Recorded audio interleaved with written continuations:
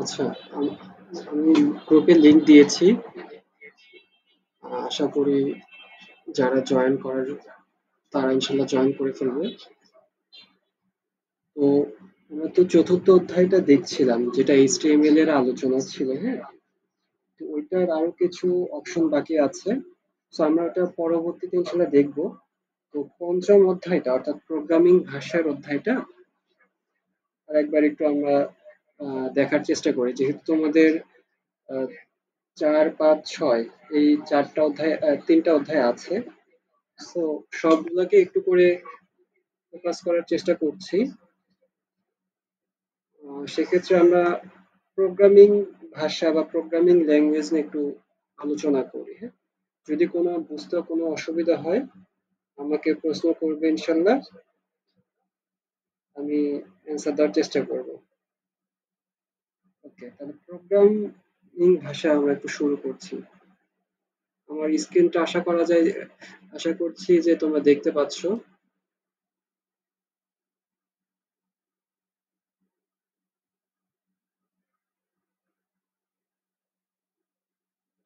Programming language বা programming ভাষা, তার মানে এখান থেকে আমরা কি বুঝতে পারছি? প্রোগ্রামিং ল্যাঙ্গুয়েজ, ল্যাঙ্গুয়েজ মানে আসলে কি? একটা ভাষা। তো যেই ভাষা দিয়ে কি করব আমরা? প্রোগ্রাম লিখবো। যেই ভাষা দিয়ে আমরা কি করব? প্রোগ্রাম লিখবো। এই জিনিসটাকে আমরা বলতেছি প্রোগ্রামিং ভাষা। আমরা যেমন আমাদের মাতৃভাষা বাংলার কথা যদি বলি, আমরা মাতৃভাষা বাংলাতে আমাদের মনের ভাব প্রকাশ করি, আমরা লিখি, আমরা কথা বলি। তেমনই ভাবে আমরা যদি অন্য কোনো ভাষার কথা বলতে চাই, ইংরেজির কথাও যদি বলে থাকি, ইংরেজিতে আমরা কি করি? লিখি, তাই না? সো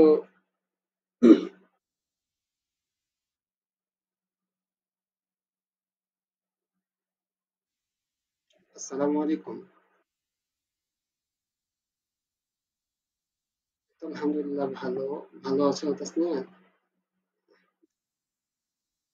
আচ্ছা, যাক, আমাদের অনেকদিন পরে আসলে ক্লাস হচ্ছে, গতকালকে টুকটাক হইছে। আজকে বেশি একটু নেটের বেশ প্রবলেম হচ্ছিল। তারপরেও চেষ্টা করতেছি, দেখি কতটুকু কন্টিনিউ করা যায়, হ্যাঁ? তো তোমাদের যেহেতু তোমাদের যেহেতু চতুর্থ, পঞ্চম এবং ষষ্ঠ অধ্যায় আছে পরীক্ষার জন্য, তো এইচটিএমএল এর এই চ্যাপ্টারটাতে কিছু দূর পড়িয়েছি।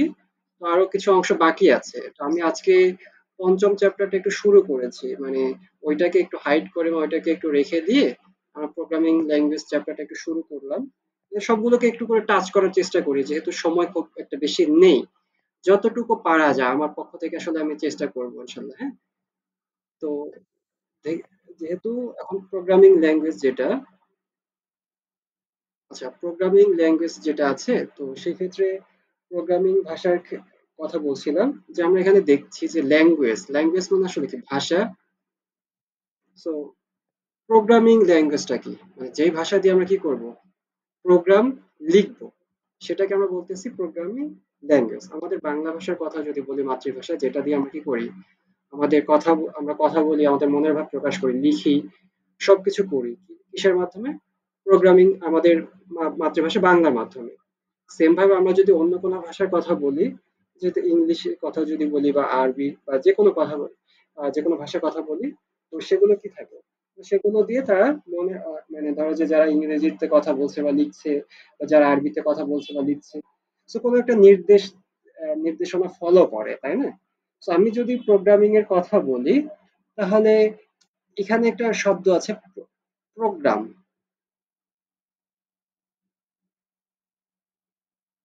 সো প্রোগ্রাম থেকে প্রোগ্রামিং কথাটা আসে, যে প্রোগ্রামিং এর ভাষা বা প্রোগ্রামিং ল্যাঙ্গুয়েজ, প্রোগ্রামিং ভাষা বা প্রোগ্রামিং ল্যাঙ্গুয়েজ। এই যে তাহলে প্রোগ্রামিং কথাটা কোথা থেকে আসছে? প্রোগ্রাম কথা থেকে আসছে। এখন তাহলে প্রোগ্রাম জিনিসটা কি আমরা বলতে পারি, যে কোনো সমস্যা সমাধানের জন্য আমরা যদি কোনো ডিভাইসের কথা বলি বা কম্পিউটারের কথা বলি, কম্পিউটারের ভাষায় ধারাবাহিকভাবে কিছু নির্দেশের সমষ্টি, মানে যে নির্দেশনা দিব, সেই নির্দেশনার সমষ্টি বা সেই নির্দেশের সমষ্টি, তাকে আমরা কি বলতে পারি? প্রোগ্রাম বলতে পারি। আবার বলছি, ধরো যে কোনো একটা সমস্যার সমাধান করব। আমরা যেমন বাংলাতে আমাদের মনের ভাব প্রকাশ করছি, লিখছি, ইংরেজিতে মনের ভাব প্রকাশ করছি বা লিখছি, সেম ভাবে আমরা প্রোগ্রামিং ল্যাঙ্গুয়েজ সাথে সম্পর্কিত হচ্ছে প্রোগ্রাম কথাটা। প্রোগ্রামিং ল্যাঙ্গুয়েজ, ল্যাঙ্গুয়েজ মানে তো ভাষা, তো সামনে প্রোগ্রামিং কথাটা কি? সো প্রোগ্রামিং কথাটা আসে প্রোগ্রাম থেকে। এখন প্রোগ্রামিং, প্রোগ্রাম জিনিসটা কি? কোনো সমস্যা সমাধানের জন্য কম্পিউটারের ভাষায় বা কোনো ইলেকট্রনিক্স ডিভাইসের কে আমি যদি কিছু নির্দেশ দিই বা কোনো কমান্ড দিই, সেই নির্দেশের সমষ্টিকে আমরা বলতে পারি প্রোগ্রাম। এখন তাহলে কি হলো, এই যে এটা তো বললাম প্রোগ্রাম, এখন এই যে প্রোগ্রাম রচনা করব মানে যে নির্দেশ দিচ্ছি সেটাকে বলতেছি প্রোগ্রাম। এখন এই প্রোগ্রাম রচনা করব বা প্রোগ্রাম লিখব, তো এই প্রোগ্রাম লিখার পদ্ধতি বা কৌশলকে আমরা বলবো যে প্রোগ্রামিং ল্যাঙ্গুয়েজ। আর সেটা কি প্রোগ্রাম, সেটাই হচ্ছে প্রোগ্রামিং ল্যাঙ্গুয়েজের মাধ্যমে লেখা হয়ে থাকে। তো এখন তাহলে আমরা প্রোগ্রাম আর প্রোগ্রামিং ল্যাঙ্গুয়েজ কথাটা বুঝেছি, যে নির্দেশের সমষ্টি সেটা হচ্ছে প্রোগ্রাম, আর এই প্রোগ্রাম রচনা করার যে পদ্ধতি বা যে ভাষা তাকে আমরা বলতেছি প্রোগ্রামিং ভাষা বা প্রোগ্রামিং ল্যাঙ্গুয়েজ। আচ্ছা, এখন আসি যে প্রোগ্রামের ভাষা কি, প্রোগ্রামিং এর ভাষা কি। আবার একটু এটাকে বলি যে কম্পিউটারের সিস্টেমে, মানে এটা সুন্দর করে যদি আমরা বলতে চাই যে কম্পিউটার সিস্টেমে প্রোগ্রাম রচনার জন্য যে চিহ্ন, বর্ণ বা ডিজিট বা ব্যবহার করা হচ্ছে, এগুলোর সামগ্রিক একটা সমষ্টি বা সামগ্রিক ভাষাকে, মানে এই নিয়মগুলোর সামগ্রিক বিন্যাসের যে ভাষা, তাকে আমরা প্রোগ্রামিং ল্যাঙ্গুয়েজ বলতে পারি। আচ্ছা, এখন একটা কথা আছে, একটা টার্ম আছে, machine language. So machine language কাকে বলবো তাহলে? কম্পিউটার মেশিনের, কম্পিউটার তো একটা মেশিন, আমরা বলতে পারি কম্পিউটার এক প্রকারের মেশিন, তাই না? সো কম্পিউটারের বা কম্পিউটার মেশিনের যে নিজস্ব ভাষা, তাকে আমরা মেশিন ভাষা বলতে পারি। এটাকে আমরা মেশিন ভাষা বলতে পারি। এটা একটা টার্ম, মেশিন ল্যাঙ্গুয়েজ বা মেশিন ভাষা। আচ্ছা, এখন হচ্ছে কি, এটা এখন ধরো যে আমরা প্রোগ্রামিং ল্যাঙ্গুয়েজের ক্ষেত্রে বা মেশিন ভাষার ক্ষেত্রে আমরা তো বললাম, তাহলে প্রোগ্রামিং মানে কম্পিউটারটা কি বোঝে? কম্পিউটার সাধারণত জিরো এবং ওয়ান বোঝে, জিরো এবং ওয়ানের বাইরে অন্য কোনো কিছু বোঝে না। তার মানে আমরা বলতে পারি যে সাধারণত মেশিন ভাষা জিরো এবং ওয়ান এই দুইটা বাইনারি ডিজিট দিয়ে লিখতে হয়, যেহেতু মেশিন ভাষা বলতে কাকে বোঝাচ্ছে? কম্পিউটার, কম্পিউটার যে ভাষাটা বোঝে। আর কম্পিউটার বোঝে কাকে কাকে? জিরো এবং ওয়ান কে বোঝে। তো এই জন্য কম্পিউটার একমাত্র মেশিন ভাষা বুঝতে পারে, অন্য কোনো ভাষায় প্রোগ্রাম করলে কম্পিউটার কি করতে পারে না, মানে সেটাকে বুঝতে পারে না। এই জন্য কি করে তাকে, যে ট্রান্সলেটরের মাধ্যমে বা অনুবাদকের মাধ্যমে তাকে মেশিন ভাষায় পরিণত করে নেয়। তাহলে আমাদের মেশিন ভাষার প্রয়োজন কেন হচ্ছে, বা মেশিন ভাষার মেশিন ল্যাঙ্গুয়েজের কনসেপ্টটা কেন বুঝতে হচ্ছে? যেহেতু কম্পিউটার শুধু জিরো এবং ওয়ান কে বোঝে, জিরো এবং ওয়ান কে বোঝে, আর জিরো এবং ওয়ান হচ্ছে বাইনারি ডিজিট বা বাইনারি ল্যাঙ্গুয়েজ, বাইনারি ভাষা। এখন মানে আমরা বাইনারি ডিজিটের কথা বলতে পারি। তাহলে যেহেতু জিরো এবং ওয়ানই শুধু কম্পিউটার বুঝতে পারে, তো অর্থাৎ আমরা বলতেছি যে কম্পিউটার শুধু মেশিন ভাষায় বোঝে। অন্য কোনো ভাষায় সেটা যদি আমরা প্রোগ্রাম করি, কম্পিউটার কিন্তু সেটা বুঝতে পারবে না। তাহলে সেক্ষেত্রে কম্পিউটার কি করে? ট্রান্সলেটরের মাধ্যমে বা অনুবাদক প্রোগ্রামের মাধ্যমে, ট্রান্সলেটর, ট্রান্সলেটর বা অনুবাদক প্রোগ্রামের মাধ্যমে কম্পিউটার কি করে? কম্পিউটার তার ভাষায় সেটাকে পরিণত করে নেয়, অর্থাৎ মেশিন ভাষায় সেটাকে পরিণত করে দিচ্ছে। আচ্ছা, এখন আর একটা আমরা কথা বলি যে মেশিনের ভাষায় লিখিত প্রোগ্রামকে আমরা কি বলতে পারি? মেশিনের ভাষায়, অর্থাৎ জিরো এবং ওয়ান ব্যবহার করে কোনো একটা প্রোগ্রাম যে লিখতেছি, সেই প্রোগ্রামকে আমরা অনেক সময় কি বলতে পারি? অবজেক্ট প্রোগ্রামও বলতে পারি, অবজেক্ট প্রোগ্রামও বলতে পারি। সো কম্পিউটারের জন্য মেশিন ভাষা সহজ হলেও, মানে কম্পিউটার যেহেতু জিরো এবং ওয়ান বুঝতেছে, সেটা তো কম্পিউটারের জন্য সহজ, কিন্তু মানুষের জন্য সেটা কিন্তু বোঝা স্বাভাবিকভাবে সময় সাপেক্ষ। শুধুমাত্র জিরো এবং ওয়ান এই দুইটা বাইনারি ডিজিট দিয়ে লিখতে হয় বিধায় এই ভাষায় প্রোগ্রাম তৈরি করা আসলে অসম্ভব হয়ে যায়। মানে আমি তো ধরো কি করব, আমি তো একটা প্রোগ্রাম লিখবো তাই না, প্রোগ্রাম লিখে কম্পিউটারের মাধ্যমে আমি সেটাকে সলভ করে নিতে চাচ্ছি। তো আমি মানুষ বা একজন মানুষ বা একজন প্রোগ্রামার বা একজন ডেভেলপার কি করবে, একটা প্রোগ্রাম লিখবে, এখন সে তো আর 0 আর 1 দিয়ে বুঝতে পারবে না। মানে সে হয়তো 0 1 দিয়ে লিখতে গেলে এটা আসলে সময় সাপেক্ষ এবং এটা কঠিন হয়ে যাবে, এক কথায় অসম্ভব। তো সেই ক্ষেত্রে মানুষ তার মানুষের বোধগম্য ভাষা দিয়ে কি করবে, কোনো প্রোগ্রাম লিখবে। তো কম্পিউটার সেটাকে কি করবে, ট্রান্সলেটর বা অনুবাদকের সাহায্যে মেশিন ভাষায় কনভার্ট করে নেবে। আচ্ছা, এখন মেশিন ভাষার সুবিধা অসুবিধা অবশ্যই আছে। তো সেগুলো আমরা, ধরো যে মেশিন ভাষার যদি সুবিধা বলি, তাহলে প্রোগ্রাম দ্রুত কার্যকরী হয়। তারপরে কম পরিমাণ আমরা যুক্তি বা লজিক ব্যবহার করে প্রোগ্রামের কাজটা সম্পন্ন করতে পারি। তারপর কম মেমোরি ব্যবহার করে আমরা প্রোগ্রামের কাজটা শেষ করতে পারি। আর অসুবিধার ক্ষেত্রে হতেই পারে যে ডিবাগ করা, যে ধরো যে কোনো একটা প্রবলেম হয়েছে সেই প্রবলেম ফাইন্ড আউট করা, যেটাকে আসলে ডিবাগ বলতেছি। আর কোনো একটা প্রবলেম পাওয়া গেলে সেটাকে বলা হয় বাগ, আর সেটা সলিউশন করাকে বলা হচ্ছে ডিবাগ। সেটা ডিবাগ করাটা কষ্টকর হয়ে যায়। তারপর প্রোগ্রাম রচনা অত্যন্ত সময় সাপেক্ষ, যেটা বললাম প্রথমে।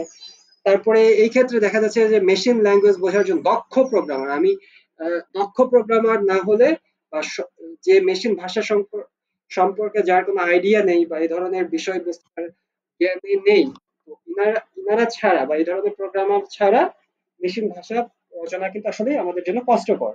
তো এটার সুবিধা অসুবিধা গুলো আছে। আচ্ছা, এখন তাহলে মেশিন ভাষার কথা তো বললাম, তাহলে আরেকটি টার্ম হচ্ছে তোমার অ্যাসেম্বলি ল্যাঙ্গুয়েজ বা অ্যাসেম্বলি ভাষা। সো এটা লিখতেছি ASSEMBLY, assembly language. Assembly language বা অ্যাসেম্বলি ভাষাটা কি? সো আমরা যে মেশিন ল্যাঙ্গুয়েজের কথা বললাম বা মেশিন ভাষার কথা বললাম, সো অ্যাসেম্বলি ল্যাঙ্গুয়েজটা হচ্ছে তোমার মেশিন ভাষার পরবর্তী প্রোগ্রামের ভাষা। অ্যাসেম্বলি ভাষা হচ্ছে মেশিন ভাষার পরবর্তী প্রোগ্রামের ভাষা। এটা কি বা এই ভাষাটা কি, বিভিন্ন সংকেতের সাহায্যে গঠিত হয়। এই অ্যাসেম্বলি ভাষাটা কি হয়, বিভিন্ন সংকেতের সাহায্যে গঠিত হয়, বিভিন্ন সংকেতের সাহায্যে গঠিত হয়। তাই একে আমরা কি বলতে পারি, সাংকেতিক ভাষাও বলতে পারি, সাংকেতিক ভাষাও বলতে পারি। সো মেশিন ভাষার চেয়ে এই ভাষায় প্রোগ্রাম লেখা বা প্রোগ্রাম মানে পড়া প্রোগ্রামারদের জন্য কিন্তু সহজ হয়ে যায়। কি বললাম, যে মেশিন ভাষা তো কম্পিউটার বুঝবে বা মেশিন বুঝবে, অ্যাসেম্বলি ল্যাঙ্গুয়েজের কথা যেটা বললাম, যে মেশিন ভাষার চেয়ে এই ভাষায় প্রোগ্রাম লেখা বা প্রোগ্রাম পড়া প্রোগ্রামারদের জন্য সহজ। অ্যাসেম্বলি ভাষায় সাংকেতিক কোডে নির্দেশ দেওয়া হয়। অ্যাসেম্বলি ল্যাঙ্গুয়েজের ক্ষেত্রে কি বললাম, সাংকেতিক ভাষায় সাংকেতিক কোডে নির্দেশ দেওয়া হচ্ছে, সাংকেতিক কোডে নির্দেশ দেওয়া হয়। So, এই ভাষায় লিখিত প্রোগ্রাম সরাসরি কম্পিউটার কি করতে পারে না, বুঝতে পারে না। অর্থাৎ আমি যে অ্যাসেম্বলি ভাষায় কি করতেছি, কোনো একটা প্রোগ্রাম লিখতেছি, সরাসরি কম্পিউটার সেটা বুঝতে পারে না। অ্যাসেম্বলি ভাষায় লিখিত প্রোগ্রামকে কি করতে হয়, মেশিন ভাষায় রূপান্তরিত করার জন্য, আবার বলতেছি, অ্যাসেম্বলি ভাষায় লিখিত প্রোগ্রামকে, ধরো যে এই অ্যাসেম্বলি ভাষায় আমি কোনো একটা প্রোগ্রাম লিখতেছি, এটা মেশিনকে বোঝানোর জন্য বা মেশিন ভাষায় রূপান্তর করার জন্য অ্যাসেম্বলার নাম, কি বললাম, অ্যাসেম্বলার, ASSEMBLER, অ্যাসেম্বলার বা বাংলাতে এরকম লিখতে পারি, অ্যাসেম্বলার। অ্যাসেম্বলার নামক এক ধরনের ট্রান্সলেটর বা অনুবাদক প্রোগ্রাম ব্যবহার হয়। এই অ্যাসেম্বলার নামক এক ধরনের অনুবাদক প্রোগ্রাম, অনুবাদক প্রোগ্রাম বা ট্রান্সলেটর, এটা ব্যবহার করা হয়। তাহলে আমরা বলতে পারি যে অ্যাসেম্বলার এক ধরনের অনুবাদক প্রোগ্রাম বা ট্রান্সলেটর। তো অ্যাসেম্বলার কাকে বলতে পারি, তাহলে বলতে পারি যে অ্যাসেম্বলি ভাষায় লিখিত প্রোগ্রামকে মেশিন ভাষায় বোঝানোর জন্য যে ট্রান্সলেটর বা অনুবাদক প্রোগ্রাম ব্যবহার করা হয় তাকে অ্যাসেম্বলার বলা হয়। তো মেশিন ভাষা এবং অ্যাসেম্বলি ভাষার মধ্যে পার্থক্য তাহলে আমরা বলতে পারবো আশা করি, এবং এটা তোমাদের বইও আছে, তোমরা একটু পড়লে বা তোমরা একটু বইটা ঘেটে দেখলে বুঝতে পারবে ইনশাল্লাহ। তাহলে আমরা যে প্রথমে মেশিন ভাষার কথা বললাম, মেশিন ভাষাকে বলা হচ্ছে তোমার নিম্ন স্তরের ভাষা। মেশিন ল্যাঙ্গুয়েজ বা মেশিন ভাষাকে বলা হচ্ছে তোমার নিম্ন স্তরের ভাষা, নিম্ন স্তরের ভাষা। আচ্ছা, এখন নিম্ন স্তরের তো ভাষা গেল, আর এখন আমরা আরেকটা টার্ম আসি, সেটাকে বলা হচ্ছে তোমার মিড লেভেল ল্যাঙ্গুয়েজ বা মধ্যম স্তরের ভাষা। কি হলো? মিড লেভেল ল্যাঙ্গুয়েজ বা মধ্যম স্তরের ভাষা, স্তরের ভাষা। আচ্ছা, এখন তাহলে মধ্যম স্তরের ভাষা জিনিসটা কি? এই যে আমরা অ্যাসেম্বলি ল্যাঙ্গুয়েজ বললাম, সো ধরো স্বাভাবিকভাবে নিম্ন স্তরের ভাষা, মধ্যম স্তরের ভাষা বা মিড লেভেল ল্যাঙ্গুয়েজ। আচ্ছা, এখানে এর পরের তাহলে ধাপটা কি হবে? হাই লেভেল ল্যাঙ্গুয়েজ বা উচ্চ স্তরের ভাষা। তাহলে আমাদের তিনটা স্তর পাচ্ছি, একটা হচ্ছে নিম্ন স্তরের, তারপরে একটা হচ্ছে মধ্যম স্তরের, আর একটা হচ্ছে তোমার উচ্চ স্তরের। তাহলে মধ্যম স্তরের ভাষা বা মধ্যম স্তরের ল্যাঙ্গুয়েজের কথা যদি আমরা বলি, অ্যাসেম্বলি ল্যাঙ্গুয়েজের কথা বললাম, এবং এর পরবর্তীতে তোমার মিড লেভেলে পরে হাই লেভেল ল্যাঙ্গুয়েজ আছে। তাহলে অ্যাসেম্বলি ল্যাঙ্গুয়েজ এবং হাই লেভেল ল্যাঙ্গুয়েজের মধ্যবর্তী যে ল্যাঙ্গুয়েজ, সেই ল্যাঙ্গুয়েজ বা সেই ভাষাকে মিড লেভেল ল্যাঙ্গুয়েজ বা মধ্যবর্তী ভাষা বলা হয়। এটার কাজ কি? এটি কম্পিউটারের হার্ডওয়্যার এবং প্রোগ্রামিং এর মাঝে একটা কি করে একটা ব্রিজের মতো কাজ করে। আবার বলতেছি, তাহলে এই মিড লেভেল ল্যাঙ্গুয়েজটা কি করে? কম্পিউটারের হার্ডওয়্যার এবং প্রোগ্রামিং এর মাঝে একটা ব্রিজের মতো, একটা সেতু বন্ধনের মতো তৈরি করে দেয়। সো এটি এমন এক ধরনের প্রোগ্রামিং ভাষা যা যে কোনো ধরনের কম্পিউটারে নির্ভর করা সম্ভব হয়। অর্থাৎ এই যে মিড লেভেল ল্যাঙ্গুয়েজের কথা যেটা বলতেছি, এটা এমন এক ধরনের প্রোগ্রামিং ভাষা যেটা যে কোনো ধরনের কম্পিউটারে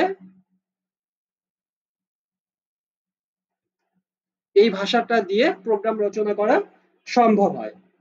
যেমন আমরা সি ল্যাঙ্গুয়েজের কথা শুনেছি বা সি প্রোগ্রামিং ভাষার কথা শুনেছি। সো সি ল্যাঙ্গুয়েজ, সি ল্যাঙ্গুয়েজটা তোমার মধ্যম স্তরের ভাষা। সি ল্যাঙ্গুয়েজটা কি? আমরা যে সি ল্যাঙ্গুয়েজের কথা শুনেছি বা সি প্রোগ্রামিং ভাষার কথা শুনেছি, সি প্রোগ্রামিং,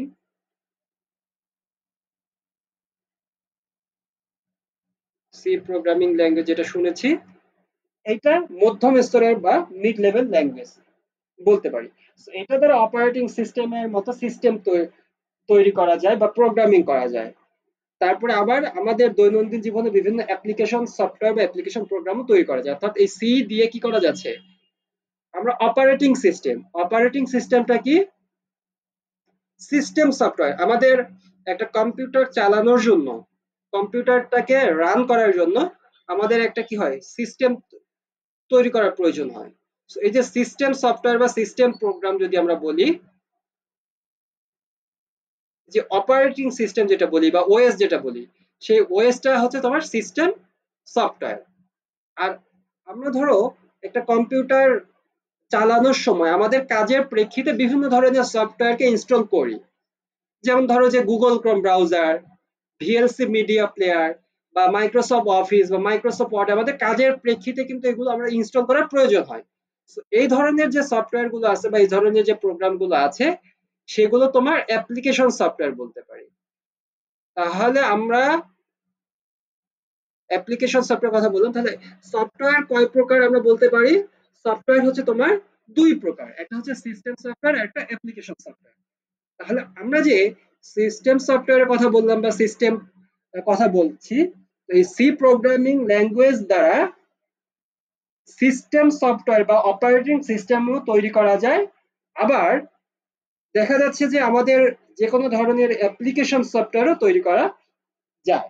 এখন এই সি এর মতো আরো কিছু ল্যাঙ্গুয়েজ রয়েছে মিড লেভেল ল্যাঙ্গুয়েজ, যেমন সি প্লাস প্লাস, জাভা, তারপরে তোমার ফোরট্রান, যেটা বড় হাতের লেখা দরকার, FORTRAN, ফোরট্রান, তারপর প্যাসকেল, এগুলো হচ্ছে তোমার মিড লেভেল ল্যাঙ্গুয়েজের ভাষা। তো আসলে এটা হওয়ার উদ্দেশ্য কি, এই বা মধ্যম স্তরের ভাষা তৈরি করার উদ্দেশ্য কি, যে নিম্ন স্তরের ভাষা প্রোগ্রামারদের জন্য বোঝাটা কি ছিল, কঠিন ছিল বলে এই মধ্যম স্তরের ভাষাটা ব্যবহৃত হয়। তাহলে মধ্যম স্তরের ভাষার সুবিধা তাহলে আমরা কি বলতে পারি বা বৈশিষ্ট্য কি বলতে পারি, যে এই ভাষায় লিখিত প্রোগ্রাম বোঝা প্রোগ্রামারদের কাছে সহজবোধ্য বা সহজসাধ্য। তারপরে ওখানে তো বললামই যে যে কোনো কম্পিউটারে সেটাকে কি করা যায়, প্রোগ্রামটাকে রচনা করা যায় বা প্রোগ্রামটাকে রান করানো যায়। তারপর একবার লিখিত প্রোগ্রাম বা একবার যদি আমরা একটা প্রোগ্রাম লিখি, পরবর্তীতে সেটা পরিবর্তন করাও কিন্তু সহজ হয়। তো এরকম বেশ কিছু সুবিধা আছে, বা অসুবিধা আছে স্বাভাবিক। অসুবিধা কি, ওই যে মধ্যম স্তরের ভাষাতে আমি যতই হচ্ছে ল্যাঙ্গুয়েজ লিখি না কেন, মানে আমি একটা প্রোগ্রাম লিখি না কেন, প্রোগ্রামিং মধ্যম স্তরের ভাষা দিয়ে যত আমি প্রোগ্রাম লিখি না কেন, অবশ্যই অনুবাদক প্রোগ্রামের প্রয়োজন হবে। তারপরে যেহেতু এই ভাষাটা কি হয় না, মেশিন ভাষা সরাসরি বুঝতে পারে না, তাই এই মেশিনকে বোঝানোর জন্য অবশ্যই অনুবাদকের প্রয়োজন হচ্ছে। আবার উচ্চ স্তরের যে ভাষাগুলো আছে, এগুলো চাইতে হয়তো কিছুটা কঠিন হতে পারে, তাই না? এরকম বেশ কিছু সুবিধা অসুবিধা আছে। তাহলে আমরা নিম্ন স্তরের ভাষা এবং মধ্যম স্তরের ভাষার কথা জানলাম। এখন তো তাহলে আর একটা ভাষা বাকি থাকলো কি, হাই লেভেল ল্যাঙ্গুয়েজ বা উচ্চ স্তরের ভাষা। তাহলে একটু লিখি, হাই লেভেল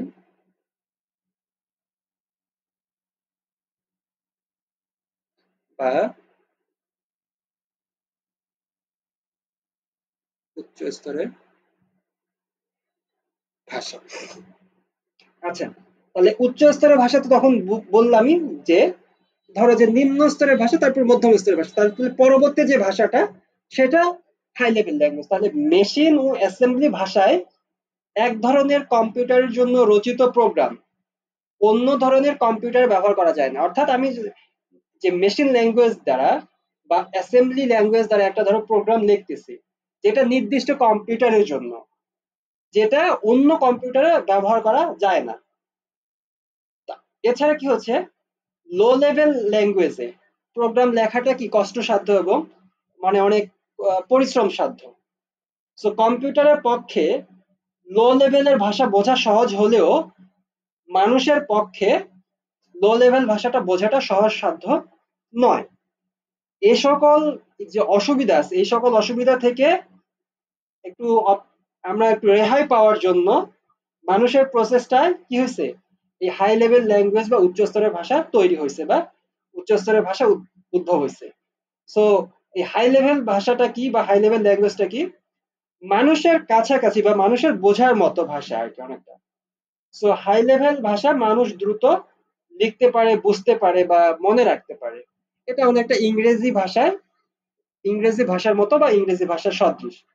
সো কম্পিউটারের প্রোগ্রাম লেখার জন্য কম্পিউটারের অভ্যন্তরীণ যে অর্গানাইজেশন বা আর্কিটেকচার, এই সম্পর্কে ধারণার প্রয়োজন কিন্তু নাই। আমরা যদি কোনো একটা কি করতে চাই, কোনো একটা প্রোগ্রাম লিখতে চাই, সো ভেতরে আমার কম্পিউটারের ভেতরে কি কি আছে, অভ্যন্তরীণ কিভাবে গঠন আছে, সেগুলো অতটা কিন্তু জরুরি না। আমার কম্পিউটারকে দ্বারা আমি কোনো একটা কাজ করাবো, তো সেই ধরনের প্রোগ্রাম দেবো। যে কম্পিউটার তুমি কি করবা, দুইটা সংখ্যার যোগফল লিখো বা যোগফল বের করো, বা দুইটা সংখ্যার বিয়োগফল বের করো, বা একাধিক সংখ্যার মধ্যে গুণ বের করো, এরকম বিষয়গুলো আমি কি করব, প্রোগ্রাম লিখবো এবং কম্পিউটার সেটা আমাদেরকে করে দিবে। এরকম বেশ কিছু উদাহরণ আছে। আমি যে কিছু আগে ফোরট্রান, তারপরে তোমার প্যাসকেল এগুলোর কথা বললাম, বা সি প্লাস প্লাস, এগুলো কি বলা যেতে পারে আমাদের উচ্চ স্তরের ভাষার মধ্যে আমরা বলতে পারি। সি প্লাস প্লাস, ফোরট্রান, তারপর প্যাসকেল, এগুলোকে আমরা কি বলতে পারি, হাই হাই লেভেল ল্যাঙ্গুয়েজের মধ্যে বলতে পারি। হাই লেভেল ল্যাঙ্গুয়েজের বৈশিষ্ট্য বা সুবিধা আমরা যদি বলতে চাই, তাহলে কি হবে, হাই লেভেল ভাষায় লিখিত প্রোগ্রাম কম্পিউটারে যে কোনো কম্পিউটার ব্যবহার করা যায়। এই ভাষা সহজে এই ভাষা সহজে আমরা কি করতে পারবো, এই ভাষা সহজে শেখা এবং দ্রুত প্রোগ্রাম লেখা যায়। আচ্ছা, আমার স্ক্রিনটা মনে হয় কিছু সময়ের জন্য একটু চলে গিয়েছিল, আবার আসছে। তাহলে এই ভাষা লেখা সহজ এবং দ্রুত প্রোগ্রাম লেখা যায়। তারপর প্রোগ্রামে ভুল হওয়ার সম্ভাবনা কম থাকে এবং সংশোধন করাও সহজ হয়। তারপর বিভিন্ন ধরনের লাইব্রেরি ফাংশন আছে যেগুলো হচ্ছে সুবিধা পাওয়া যায়, প্রোগ্রাম লেখার সময় হার্ডওয়্যার নিয়ে ভাবতে হয় না, সুবিধা আছে। তারপরে ধরো যে অসুবিধাও আছে, বিভিন্ন সিনটেক্স জানতে হয়। সিনটেক্স বলতে নিয়ম কানুন, ধরো যে আমরা বাংলা ব্যাকরণের কথা যদি বলি, ইংরেজ গ্রামারের কথা যদি বলি, কিছু সিনটেক্স আমাদের জানতে হয় বা নিয়ম কানুন জানতে হয়। সেম ভাবে একটা প্রোগ্রামিং ভাষা লেখার জন্য তো এরকম কিছু নিয়ম কানুন আমাদেরকে জানতে হবে, তাই না? তো ওই ধরনের সিনটেক্স জানতে হয়। তারপরে ধরো যে লো লেভেল ভাষার তুলনায় ফ্লেক্সিবিলিটি কম। তারপরে ধরো যে লো লেভেল ভাষার তুলনায় মেমোরির প্রয়োজনটা বেশি পড়ে। তো এরকম অনুবাদক প্রোগ্রামের প্রয়োজন হয়, এইসব কিছু অসুবিধা আছে। এখন আমরা যদি হাই লেভেল ল্যাঙ্গুয়েজের ব্যবহারের কথা বলি, তাহলে বড় বড় প্রোগ্রাম তৈরির কাজে ব্যবহার করা হয়। এরপরে বৃহৎ বড় বড় ডেটা প্রসেসিং এর কাজে ব্যবহার করা হয়। তারপরে জটিল জটিল ম্যাথমেটিক্যাল ক্যালকুলেশন করে এই ধরনের সফটওয়্যার তৈরির কাজে ব্যবহার করা হয়। বিভিন্ন অ্যাপ্লিকেশন সফটওয়্যার তৈরি করার প্যাকেজের ক্ষেত্রে ব্যবহার করা হয়। সো মোটামুটি আমাদের হাই লেভেল ল্যাঙ্গুয়েজের যে ব্যবহারটা আমরা সেটা বলতে পারি। আচ্ছা, এখন আমরা তাহলে এখান থেকে একটা পার্থক্য আনতে পারি যে মেশিন ল্যাঙ্গুয়েজ বা মেশিন ভাষা বা নিম্ন স্তরের ভাষা এবং হাই লেভেল ল্যাঙ্গুয়েজ বা উচ্চ স্তরের ভাষা, এই ভাষার মধ্যে পার্থক্য কোথায়, পার্থক্য কি? তাহলে এগুলো আমরা কি করতে পারবো যে বই থেকে একটু দেখলে বুঝতে পারবো ইনশাল্লাহ। এখন বিভিন্ন উচ্চ স্তরের ভাষা বা হাই লেভেল ল্যাঙ্গুয়েজের ভাষার উদাহরণ আছে। তো যেমন সি প্লাস প্লাস, তারপর ফোরট্রান, প্যাসকেল, এগুলোর কথা তো বললামই। তো বিভিন্ন সময়ে বিভিন্ন উচ্চ স্তরের প্রোগ্রাম ভাষা চালু হয়েছে এবং দিন দিন এদের সংখ্যা বৃদ্ধি পাচ্ছে। এগুলোর কোনোটা বর্তমানে চালু আছে, আবার কোনোটা বিলুপ্ত হয়ে গেছে, আবার কোনোটার ব্যবহার নাই বললেই চলে। এরকম বেশ কিছু ভাষা আছে। এগুলো তোমাদের বইয়ে দেখবা যে কোন ভাষা কত সালে তৈরি হয়েছে এবং এটার উদ্ভাবক কে, বা মানে কোন কোম্পানি এটা তৈরি করছে এবং এটা কোন ক্ষেত্রে প্রয়োগ হয়, এগুলো থেকে নৈবর্তিকের প্রশ্ন হতে পারে। আবারও বলছি, এমসিকিউ এর জন্য একটা তোমাদের বইয়ে খেয়াল করবে, ধরো হয়তো ছক থাকবে বা আলাদা করে আলোচনা থাকবে যে কিছু উচ্চ স্তরের ভাষা বা হাই লেভেল ল্যাঙ্গুয়েজের নাম এবং এই ভাষাগুলো কত সালে তৈরি হয়েছে এবং সেগুলো কে তৈরি করছে বা কোন কোম্পানি তৈরি করছে এবং সেগুলোর প্রয়োগ ক্ষেত্র বা কোন ক্ষেত্রে সেটা প্রয়োগ করা যায়, এগুলো থেকে আমাদের এমসিকিউ প্রশ্ন আসার সম্ভাবনা আছে। যেমন আমি যদি সি এর কথা বলি বা সি প্লাস প্লাস এর কথা বলি, এটা 1983 সালে, এটার উদ্ভাবক হচ্ছে বেল ল্যাবরেটরি নামক প্রতিষ্ঠান এবং নর্মাল ক্ষেত্রে এটা ব্যবহার করা যায়। তারপরে তোমার ফোরটনের কথা যদি বলি, এটা 1957 সালে তৈরি হয়েছে, উদ্ভাবন করছে আইবিএম নামে কোম্পানি। বিভিন্ন ইঞ্জিনিয়ারিং সেক্টরে বা সায়েন্স সায়েন্স সেক্টরে তোমার ব্যবহার করা হয়। জাভার ক্ষেত্রে 1995 সালে উদ্ভাবক হচ্ছে জেমস গসলিং এবং ওরাকল নামক প্রতিষ্ঠান। জেমস গসলিং হচ্ছে একজন মানুষের নাম এবং ওরাকল এই প্রতিষ্ঠান হচ্ছে কি করছে, তৈরি করছে। এরকম বেশ কিছু উদাহরণ মানে আছে, আমাদের সেটা পড়তে হবে। এর পাশাপাশি মানে কিছু ভাষার মানে এগুলো তো নাম, উদাহরণ, মানে ধরো যে নাম কোন সালে তৈরি হয়েছে, তারপরে ধরো যে কে তৈরি করছে, প্রয়োগ ক্ষেত্র কোথায়, এগুলো তো আছে। এর পাশাপাশি কিছু পরিচিতি মানে পরিচিতিমূলক আলোচনা, যা মানে এই ভাষা সম্পর্কে কিছু ২-৪ লাইন, তার ওই ভাষা সম্পর্কে ২-৪ লাইন, এইরকম কিছু আলোচনা আছে। যেমন সি নিয়ে আছে, সি প্লাস প্লাস নিয়ে আছে, ভিজুয়াল বেসিক নিয়ে আছে, জাভা নিয়ে আছে, হুম, তারপরে তোমার ওরাকল নিয়ে আছে, পাইথন নিয়ে আছে। তো এগুলো তোমাদেরকে একটু পড়তে হবে। আমি একটু অল্পক্ষণ একটু আলোচনা করি। যেমন সি এর কথা যদি বলি, সি হচ্ছে 1972 সালে মার্কিন যুক্তরাষ্ট্রের বেল ল্যাবরেটরিতে ডেনিস রিচি নামক একজন বিজ্ঞানী, সে কি করছে, এই সি ভাষাটা তৈরি করছে। তারপর সি প্লাস প্লাস, এটা নিয়ে আরো আলোচনা আছে, ৫-৭ লাইন করে আলোচনা আছে। তোমরা এরকম ধরো যে গুরুত্বপূর্ণ কিছু লাইন যেগুলো তোমরা বৈশিষ্ট্য আকারে নিজেরা পড়ে নিতে পারো। ধরো যে সি ভাষাটা নিয়ে পড়বা, তো ওখান থেকে তোমার গুরুত্বপূর্ণ ৪-৫টা লাইন, তাহলে ওগুলো বৈশিষ্ট্য আকারে তোমরা একটা নোটের মতো করে নিতে পারবে। ধরো যে ৮-১০ লাইন আছে, সেখান থেকে ৮-১০ লাইন করার দরকার নেই, তাহলে সেখান থেকে ৫টা লাইন তোমার বৈশিষ্ট্য আকারে তোমার পয়েন্ট আউট করে ১ নাম্বার, ২ নাম্বার, ৩ নাম্বার এভাবে পয়েন্ট আউট করে তোমরা লিখতে পারো। সি প্লাস প্লাস এর কথা যদি বলি, সি প্লাস প্লাস একটা অবজেক্ট ওরিয়েন্টেড প্রোগ্রাম ভাষা বা প্রোগ্রামিং ল্যাঙ্গুয়েজ। এটা ১৯৮০ সালে কি করছে, যুক্তরাষ্ট্রের এটিএনটি বেল ল্যাবরেটরি, ওই যে বেল ল্যাবরেটরির কথা বললাম, সেটাতেই তৈরি করছে কি, নাম হচ্ছে বিজারনি Strauss trap.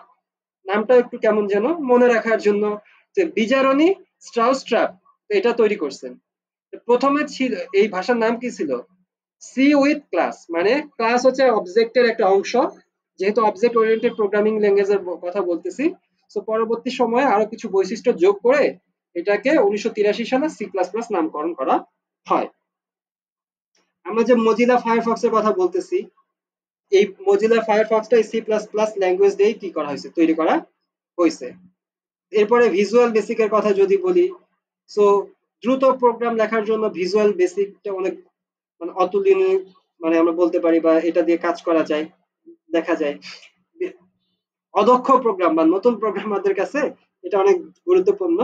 So Microsoft basic ল্যাঙ্গুয়েজকে কিনে সেটাকে ডেভেলপ করে এবং ইন্টিগ্রেটেড ডেভেলপমেন্ট এনভায়রনমেন্ট বা আইডিই সহ 1991 সালে ভিজুয়াল বেসিক নামে বাজারে ছাড়ে। আবার একটু বলি, মাইক্রোসফট যে আছে, মানে ভিজুয়াল বেসিকের কথাটা কে আসলে কোথা থেকে আসলো, ভিজুয়াল বেসিক।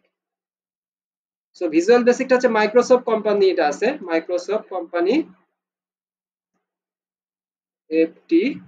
মাইক্রোসফট কি করছে, এই বেসিক ল্যাঙ্গুয়েজকে, মাইক্রোসফটটা কি করছে, বেসিক ল্যাঙ্গুয়েজকে কিনে নিয়েছে, কিনে নিয়ে সেটাকে আরো ডেভেলপ করছে, ডেভেলপ করে আইডিই বা integrated development environment, integrated development environment সহ, মানে কোন এনভায়রনমেন্টে এটা চলবে, এই এনভায়রনমেন্টটা সহ তোমার কি করছে 1991 সালে এই ভিজুয়াল বেসিকটা বাজারে ছাড়ছে। এরকম জাভা নিয়ে আলোচনা আছে, ওরাকল নিয়ে আলোচনা আছে, এগুলো আমরা ইনশাল্লাহ নিজেরা পড়ার চেষ্টা করব। পরবর্তী সময় পাইথন আছে, জাভা, এগুলো গুরুত্বপূর্ণ। হ্যাঁ, এখন আমরা আসি ফোর্থ জেনারেশন ল্যাঙ্গুয়েজ বা চতুর্থ প্রজন্মের ভাষা। আমি পরের পেজে যাই।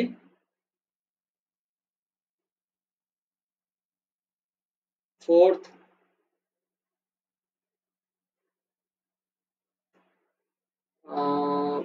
ফোর্থ জেনারেশন,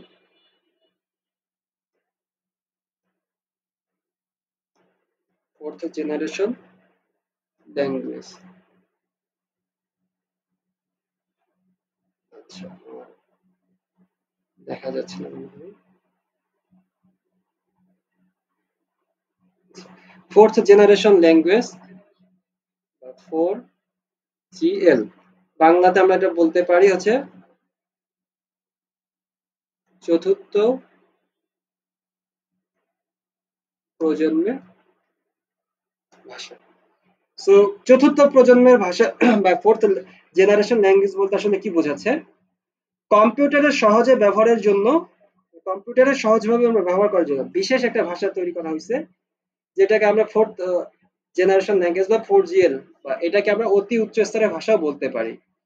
এই ভাষায় একটা নির্দেশ দিয়ে খুব সহজে অনেক কাজ করা যায়। কি বলতেছি, এই ভাষাকে একটা নির্দেশ দিয়ে খুব সহজে অনেক কাজ করা যায়। নরমালি প্রধানত বাণিজ্যিক ভাবে প্রয়োগের জন্যই ব্যবহৃত হয়। এই ভাষা অনেক সময় অ্যাপ্লিকেশন জেনারেটর বলা হয়, মানে প্রধানত বাণিজ্যিক ভাবে ব্যবহারের জন্য প্রয়োগ করা হয়। তো এই ভাষাকে অনেক সময় অ্যাপ্লিকেশন জেনারেটরও বলা হয়। অ্যাপ্লিকেশন জেনারেটর মানে অ্যাপ্লিকেশন জেনারেট করা হয়, অ্যাপ্লিকেশন জেনারেটর,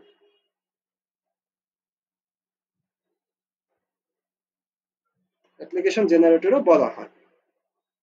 এই ভাষা ইংরেজি ভাষার মতো নির্দেশ দিয়ে কম্পিউটার ব্যবহারকারী ডেটাবেসের সাথে সংযোগ স্থাপন এবং ডেটা আদান প্রদান করতে পারে।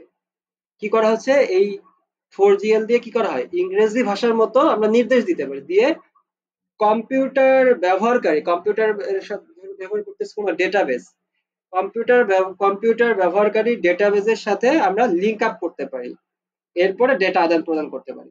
সো ডেটা ম্যানেজমেন্টের সাথে সংশ্লিষ্ট কোয়েরি মানে কোনো কিছু আমরা বের করি, ডেটা বেসের সাথে সম্পর্কিত। সো ডেটাবেস ম্যানেজমেন্টের সাথে সংশ্লিষ্ট কোয়েরি এবং রিপোর্ট জেনারেটর ও ডেটা সঞ্চালনের জন্য, মানে ডেটা আদান প্রদানের জন্য ব্যবহৃত ভাষাসমূহ চতুর্থ প্রজন্মের ভাষা হিসাবে ব্যবহার হয়। যেমন এটাকে বলা হচ্ছে তোমার এসকিউএল বা স্ট্রাকচারড কোয়েরি ল্যাঙ্গুয়েজ।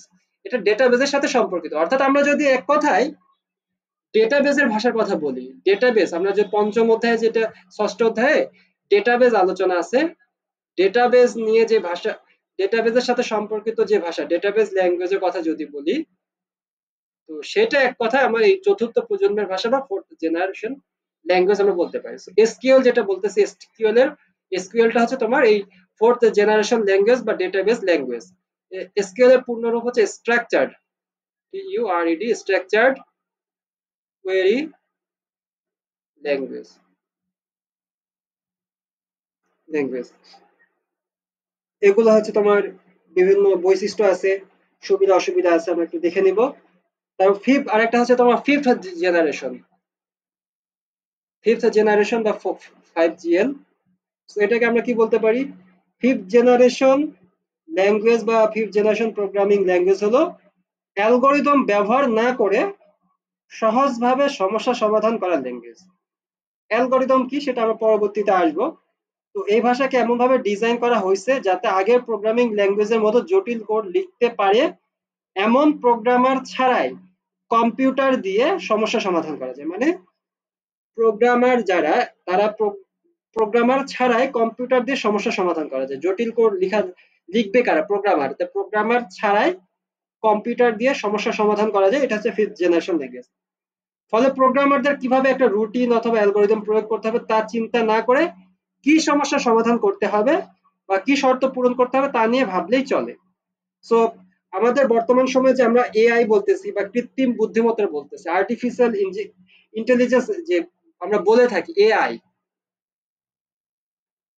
কৃত্রিম বুদ্ধিমত্তা। তো ফিফথ জেনারেশন ল্যাঙ্গুয়েজ মূলত কৃত্রিম বুদ্ধিমত্তা গবেষণায় ব্যবহৃত হয়।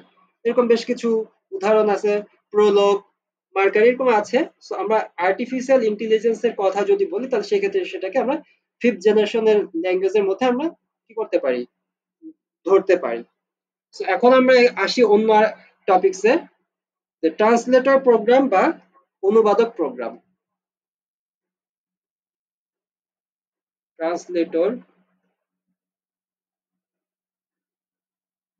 প্রোগ্রাম বা অনুবাদক প্রোগ্রাম। এখন ট্রান্সলেটর প্রোগ্রাম বা অনুবাদক প্রোগ্রামের কাজ কি? সো আমার এখানে ট্রান্সলেটর বা অনুবাদক কথার মধ্যেই লুকায়িত আছে যে এর কাজটা হবে, এটা এমন এক ধরনের প্রোগ্রাম যার কাজটা হচ্ছে অনুবাদ করবে বা ট্রান্সলেট করবে। সো আমরা যখন মেশিন ল্যাঙ্গুয়েজের কথা বললাম, যে আমরা ধরো যে 0 এবং 1 দিয়ে কম্পিউটার শুধু বুঝবে, কিন্তু মানুষের পক্ষে কিন্তু সেটা করা কিন্তু অসুবিধাজনক। এই জন্য মানুষ একটা ধরো প্রোগ্রামিং ভাষা লিখে, তো অনুবাদক প্রোগ্রাম সেটাকে কি করে, প্রোগ্রাম মানে কম্পিউটারকে বোঝানোর জন্য বা মেশিন ভাষায় বোঝানোর জন্য সেটাকে ট্রান্সলেট করে বা অনুবাদ করে। এমনই একটা নাম হচ্ছে তোমার অ্যাসেম্বলার, যেটা কি অ্যাসেম্বলি ভাষায় লেখা প্রোগ্রামকে মেশিন ভাষায় রূপান্তর করার জন্য অ্যাসেম্বলার ট্রান্সলেটরটা ব্যবহার করা হয়। তো তাহলে আমরা অনুবাদক প্রোগ্রাম বলতে আসলে কি বলতে পারি বা বুঝতে পারি? যে প্রোগ্রামের মাধ্যমে সোর্স প্রোগ্রামকে মানে উৎস প্রোগ্রামকে মেশিন ল্যাঙ্গুয়েজে অনুবাদ করে অবজেক্ট প্রোগ্রামে পরিণত করা। অর্থাৎ মানুষ তার ভাষা দিয়ে লিখবে, লেখার পরে কম্পিউটার বুঝবে এমন ভাবে তো মানে রূপান্তর করে, একে হচ্ছে আমরা অনুবাদক প্রোগ্রাম বা ট্রান্সলেটর প্রোগ্রাম বলতে পারি। এখন তিন ধরনের অনুবাদক প্রোগ্রাম রয়েছে। একটা তোমার হচ্ছে কম্পাইলার, একটা হচ্ছে তোমার কম্পাইলার, একটা হচ্ছে তোমার ইন্টারপ্রেটার, ইন্টারপ্রেটার আর একটা হচ্ছে তোমার অ্যাসেম্বলার। তাহলে অনুবাদক প্রোগ্রাম বা ট্রান্সলেটর প্রোগ্রাম আমরা কয়টা পেলাম? তিনটা। একটা হচ্ছে কম্পাইলার, একটা হচ্ছে ইন্টারপ্রেটার আর একটা হচ্ছে অ্যাসেম্বলার। এটা হচ্ছে আমি যদি একটা করি, এই অনুবাদক প্রোগ্রামের একটা শর্টকাট একটা চিত্র মতো দেখাইতে চাই। ধরো যে এখানে একটা কোড লিখছি, count equal to 0, ধরো যে এলস, ইফ, এইরকম ধরো কিছু একটা লিখছি। সো এই জিনিসটা কম্পিউটার কি করতে পারতেছে না, বুঝতে পারতেছে না। তো মাঝখানে এরকম একটা প্রোগ্রাম থাকবে যে কি করবে, কম্পিউটারকে বোঝানোর জন্য আহ, কাজ করবে। তাহলে এই যে অনুবাদক প্রোগ্রাম, এই এই প্রোগ্রামটা অনুবাদক প্রোগ্রাম হিসেবে কাজ করে, অনুবাদক প্রোগ্রাম। এরপরে এই এখানে যা কিছু লেখা হয়েছে এই এই প্রোগ্রামটা এই কম্পিউটারকে বোঝানোর জন্য অনুবাদ করবে, করার পর এখানে ধরো যে কম্পিউটার বুঝবে এরকম 0110011 এরকম কিছু একটা বুঝবে। তো এরকম একটা ওভারভিউ আমরা বলতে পারি। তো এটা হচ্ছে অনুবাদক প্রোগ্রামের ওভারভিউ আমরা বলতে পারি। তাহলে এখন আমরা আসি কম্পাইলার জিনিসটা কি। তো কম্পাইলার হচ্ছে যে যে অনুবাদক প্রোগ্রাম আমার হাই লেভেল ল্যাঙ্গুয়েজে লেখা সম্পূর্ণ প্রোগ্রামটিকে একসাথে পড়ে এবং একসাথে অনুবাদ করে, তাকে আমরা কম্পাইলার বলতে পারি। ধরো আমি কি করতেছি, একটা প্রোগ্রাম লিখতেছি, ধরো যে আমি যা আছে প্রত্যেক লিখছি। So, এই যে এখানে আমার লিখা যে প্রোগ্রামটা লিখছি পুরো প্রোগ্রামটাকে একবারে পড়বে, পড়ার পরে এই এখানেকার অনুবাদক প্রোগ্রামটা সে এই পুরো কোডটাকে কি করে দেবে, এটাকে চেঞ্জ করে ফেলবে বা একসাথে অনুবাদ করে ফেলবে। ধরো যে এখানে একটা অনুবাদক প্রোগ্রাম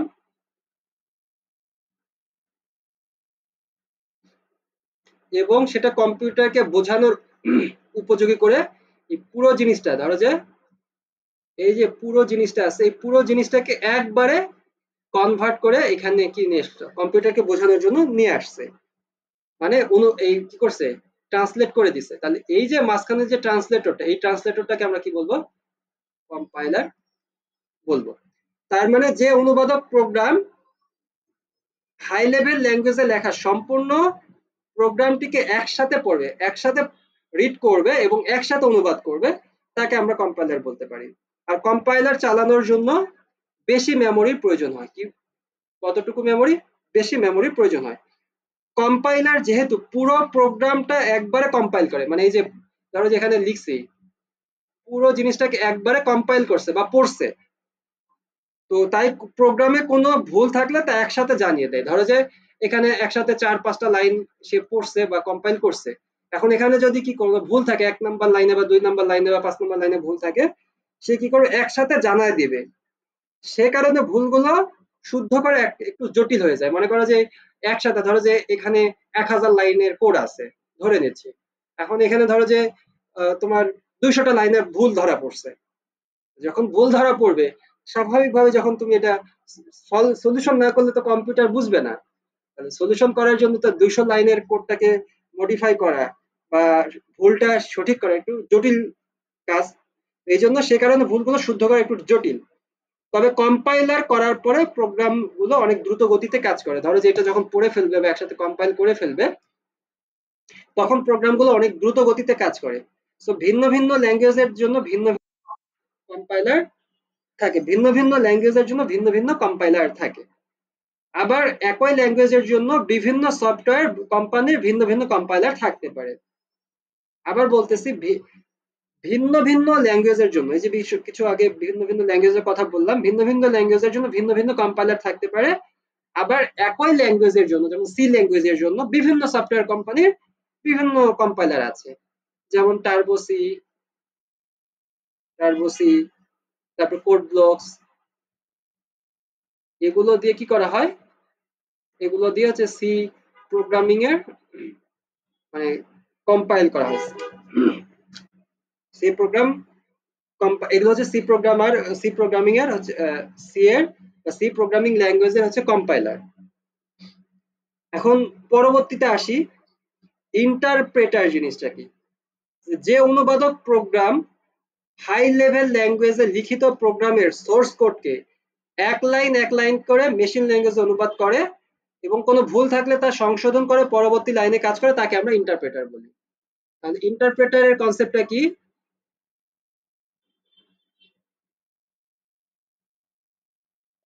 ইন্টারপ্রেটার ধরো যে এখানে কিছু একটা কি আছে, আমার কিছু কোড লেখা আছে, 1 লাইন 2 লাইন 3 লাইন এরকম ধরো যে কোড লেখা আছে। এখন এই জায়গায় একটা অনুবাদক প্রোগ্রাম আছে ধরো, প্রোগ্রাম, এরপরে সেটা কম্পিউটারে বোঝার জন্য উপযোগী করতেছে। তাহলে এখন এই যে যখন এই অনুবাদক প্রোগ্রামটা কি করবে, ধরো যে এই 1 লাইন প্রথমে কি করবে, কম্পাইল করবে বা রিড করবে বা পড়বে। যদি এটা পড়ার পরে এটার মধ্যে কোনো ভুল থাকে, তাহলে সেটাকে সেটা ধরাই দিবে। প্রোগ্রামারের কাজ হবে কি এটাকে সঠিক করে নেওয়া। আর যদি এটা ভুল না থাকে, এটাকে অনুবাদ করে কম্পিউটারে বোঝার জন্য উপযোগী করে ফেলবে। এরপরে ধরো এটা যদি ঠিক হয়ে যায় তাহলে পরবর্তী লাইনে যাবে। তো পরবর্তী লাইনে যদি ঠিক থাকে তাহলে পরবর্তী লাইনটা অনুবাদ করে এখানে নিয়ে আসবে। তারপরে লাইনটা যদি ভুল থাকে তাহলে এটা ভুলটা সংশোধন করে দেন অনুবাদ করবে। মানে এই এই লাইনে যদি ভুল থাকে, 3 নম্বর লাইনে যদি ভুল থাকে, তাহলে এটা অনুবাদ করে পরবর্তী, না সরি, এটাকে ঠিক করে অনুবাদ করবে। তারপরে সেটা কম্পিউটারের ভাষায় মানে প্রোগ্রামটাকে অনুবাদ করে নেবে। এরপরে সে চতুর্থ লাইনে যাবে। এইভাবে একটা লাইন বাই লাইন যখন কি করবে, তোমার অনুবাদ করবে বা ট্রান্সলেট করবে, ভুল থাকলে তা সংশোধন করে পরবর্তী লাইনে কাজ করবে। এই ধরনের অনুবাদক প্রোগ্রামকে ইন্টারপ্রেটার বলা হয়। সো এখান থেকে একটা গুরুত্বপূর্ণ প্রশ্ন আসতে পারে, কম্পাইলার এবং ইন্টারপ্রেটারের মধ্যে পার্থক্য। আচ্ছা, তাহলে আমরা এখান থেকে বই থেকে দেখে নিব। এখন অ্যাসেম্বলার কথাটা তো আমরা প্রথমে পড়েছি, যে অ্যাসেম্বলার এক ধরনের অনুবাদক প্রোগ্রাম বা তোমার ট্রান্সলেটর প্রোগ্রাম, যেটা অ্যাসেম্বলি ভাষায় লিখিত প্রোগ্রামকে মেশিন ভাষায় অনুবাদ করার জন্য ব্যবহৃত হয়, যেটা অ্যাসেম্বলি ল্যাঙ্গুয়েজের সময় পড়েছি। এটা অ্যাসেম্বলি ল্যাঙ্গুয়েজে লিখিত প্রোগ্রামকে মেশিন ল্যাঙ্গুয়েজে অনুবাদ করে। প্রোগ্রামের কোথাও ভুল থাকলে এরর মেসেজ দেয়, ভুল মেসেজটা শো করে। সো আমরা মোটামুটি কম্পাইলার, ইন্টারপ্রেটার এবং অ্যাসেম্বলার সম্পর্কে জানলাম। এখন হচ্ছে প্রোগ্রামটা গঠন হয় কিভাবে, প্রোগ্রামের গঠন বা অর্গানাইজেশন। আমরা যে একটা প্রোগ্রাম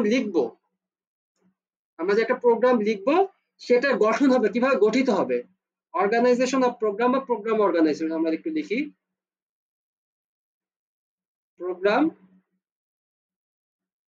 অর্গানাইজেশন। আমি একটা যে প্রোগ্রাম লিখবো, তার গঠনটা কি হবে। স্বাভাবিকভাবে ধরো আমি যদি দুইটা সংখ্যার যোগফল বা গুণফল বের করতে চাই, তাহলে সর্বপ্রথম কি করতে হবে, দুইটা ইনপুট দিতে হবে, তারপরে ধরো সেটা প্রক্রিয়াকরণ হবে, তারপরে ধরো এখানে আউটপুটটা বের হবে। এরকম হচ্ছে কি, আমরা স্বাভাবিকভাবে দুইটা সংখ্যার যদি গুণফল বা যোগফল বা বিয়োগফল বের করতে চাই, সো তাহলে আসলে কি, ইনপুট, প্রসেস, আউটপুট। আচ্ছা, আজাদ দিচ্ছি, আজাদটা শেষ হোক। أشهد أن لا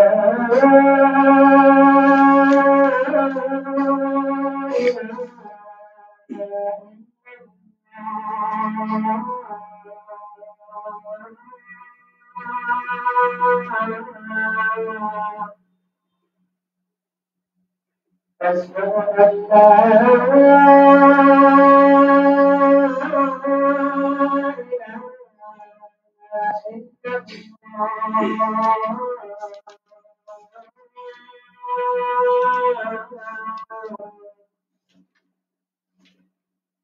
أشهد أن محمدا رسول الله.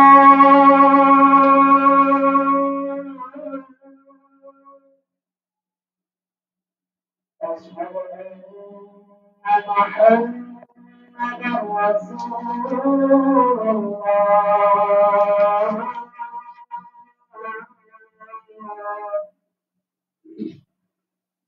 حي على الصلاة.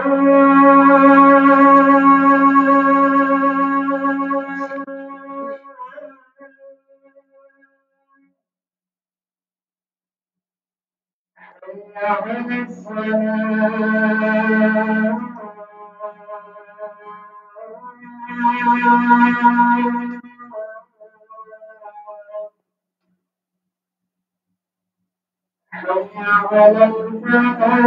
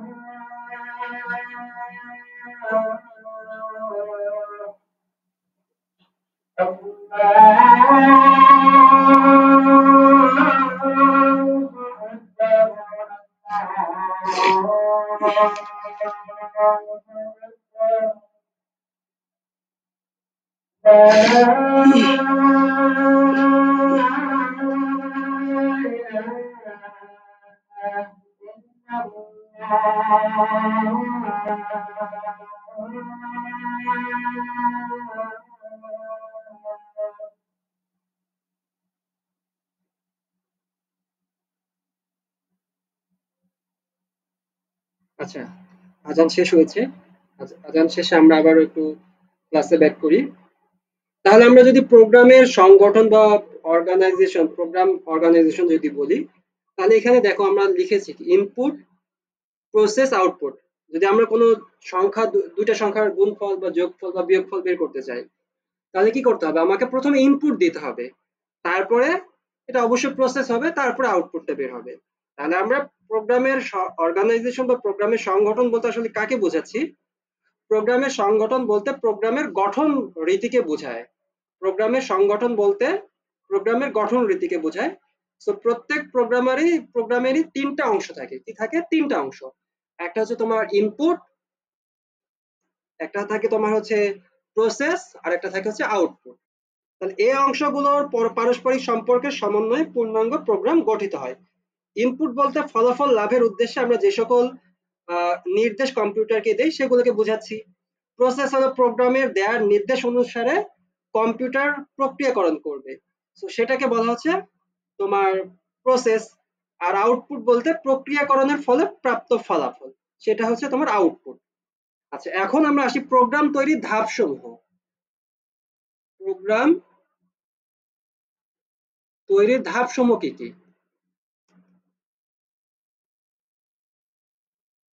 তাহলে আমরা যদি একটু প্রোগ্রাম তৈরির ধাপ সমূহ নিয়ে একটু মুখে বলি, যে কোনো সমস্যা সমাধানের প্রয়োজনে প্রোগ্রাম লেখা হয় স্বাভাবিকভাবে। আমি প্রোগ্রামটা কেন লিখবো? কোনো একটা সমস্যা সমাধান করার জন্য প্রোগ্রাম লিখবো, তাই না? কোনো সমস্যা সমাধানের প্রয়োজনে প্রোগ্রামটা লেখা হয়। সো প্রোগ্রাম লেখার জন্য বা প্রোগ্রাম উন্নয়নের জন্য সাধারণ যদি ধাপগুলোর কথা বলি, তাহলে প্রথমে হচ্ছে সমস্যা নির্দিষ্টকরণ, যে আমাকে সমস্যাটা নির্দিষ্ট করতে হবে। সমস্যা নির্দিষ্টকরণ করতে হবে যে কোন সমস্যার সমাধান করতে চাচ্ছি। তারপরে সমস্যার বিশ্লেষণ করব, যে সমস্যাটাকে বিশ্লেষণ করব যে আসলে এটা কি সমাধান করা দরকার বা কিভাবে সমাধান করব। আচ্ছা, এরপর হচ্ছে প্রোগ্রাম পরিকল্পনা, এটা হচ্ছে কিভাবে সমাধান করবো, যে প্রোগ্রামটা কিভাবে লিখবো। 3 নাম্বারটা হচ্ছে তোমার প্রোগ্রাম পরিকল্পনা। আচ্ছা, এরপরে আসতেছে তোমার প্রোগ্রাম উন্নয়ন বা কোডিং করা, যেটা প্রোগ্রাম ডেভেলপ করব, যেটা কোডিং করব। প্রোগ্রাম উন্নয়ন বা কোডিং। এরপরে ধরো যে এটা পরেরটা হচ্ছে তোমার প্রোগ্রাম বাস্তবায়ন করা, যে আমরা যে প্রোগ্রাম লিখবো সেটাকে বাস্তবায়ন করব। প্রোগ্রাম বাস্তবায়ন করা।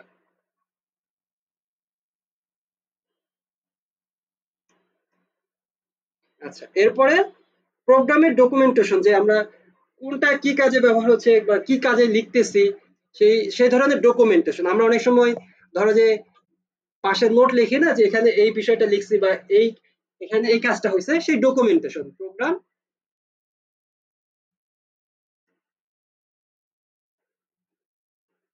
ডকুমেন্টেশন। এরপর হচ্ছে প্রোগ্রাম রক্ষণাবেক্ষণ বা মেইনটেনেন্স। আমাকে প্রোগ্রামটা দেখার পরে সেটাকে মেইনটেইন করতে হবে। প্রোগ্রাম রক্ষণাবেক্ষণ। এখন এটাকে যদি তোমরা কি করতে চাও, যে একটা চার্টের মতো দেখাইতে চাও, প্রত্যেকটা এরকম ঘর ঘর করে দেখায় এভাবে তীর চিহ্ন দিয়ে দেখাইতে পারবা। প্রত্যেকটা ঘর ঘর করে তীর চিহ্ন দিয়ে দেখাইতে পারবে।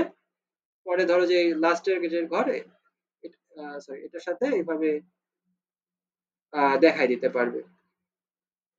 তাহলে একটা প্রোগ্রাম তৈরির ধাপসমূহ আমরা তো বললাম, এখন এগুলোর সংক্ষিপ্ত বর্ণনা নিজেদের পড়তে হবে, বা এখানে প্রত্যেকটা পয়েন্টার থেকে নিজেরাই সেটা লিখতে পারবা।